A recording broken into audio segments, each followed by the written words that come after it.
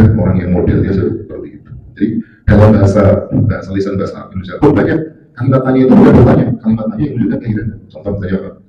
Ada anak, oleh ibunya disuruh baca. Ternyata saya lihat yang baca apa? Mungkin kalau zaman sekarang ya apa, komik apa ini. Lalu orangnya bilang apa? Ini yang kamu sebut belajar. Itu pertanyaan. Tapi pertanyaan itu bukan untuk mendapat jawaban, itu adalah celaan. Nah, ada misalnya seorang anak, misalnya berbuat yang katakanlah bangga pada orang tuanya, ini orangnya bilang apa? Ini balasan kamu terhadap apa orang tuamu yang mengasuh dan seterusnya. Kata ini balasanmu itu kalimat tanya, tapi untuk bentuk hanya untuk memberikan apa namanya celah. Nah dalam ayat itu juga begitu. Coba menunjukkan keheranan.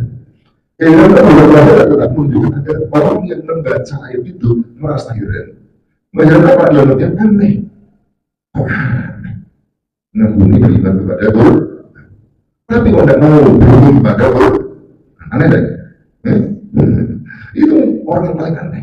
Jadi kalau ada orang katakanlah tidak beriman kepada Quran, enggak sadar dengan Quran apa itu kan ucapan orang Arab aja. Kita kan orang asli Indonesia, Nusantara asli pribumi misalnya gitu. Orang kalau secara jelas ngomong itu aja, enggak mau berhubung dengan Quran. Tapi kalau mereka mengatakan beriman, 100% kalau Anda mau berhubung dengan Quran, enggak. Kalau kira-kira omongannya itu lurus atau beriman gitu? Lurus atau beriman? Orang munafik itu kayak begitu. Nah, aku berislam enggak mau berhubung dengan hukum. Aku beriman kepada Quran, enggak mau berhubung dengan hukum Quran. Itu namanya yang disebut ayat antara alladziina yaslumun annahu amanu bima unzila ilaika tadi. Nah, maka kalau di Quran, masya Allah, Quran setiap kata itu digunakan kata yang pas. Jadi Quran juga memang, yang orang Arab itu langsung ini bukan omongan biasa.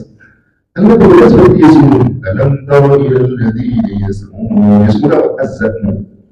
Azzamu itu adalah al-qaul perkataan.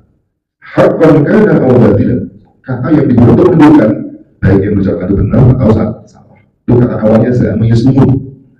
Sumber kasawas ikmalu bil kitbi. Lalu kemudian banyak akhirnya orang menggunakan kata untuk kalimat yang sifatnya dusta. Jadi akhirnya menyempit. Kalau bahasa Indonesia itu kayak gini, bau untuk bahasa Indonesia itu bisa bau harum, bisa bau busuk. Ya. Tapi kata bau akhirnya digunakan kata busuk, badanmu bau, maksudnya bukan bau harum, tapi bau yang tidak enak. Itu kita sebut bahasa Indonesia. Jadi satu kata yang awalnya netral untuk menunjukkan baik atau buruk, tapi kemudian secara benar dibentuk banyak yang buruk. Nah kata dalam ini ketika dia sebelum awalnya mengatakan berkata jujur itu dia dusta, tapi kata itu banyak digunakan untuk menunjukkan kedustaan. Kayak tadi bahasa Indonesia itu bau, gitu ya.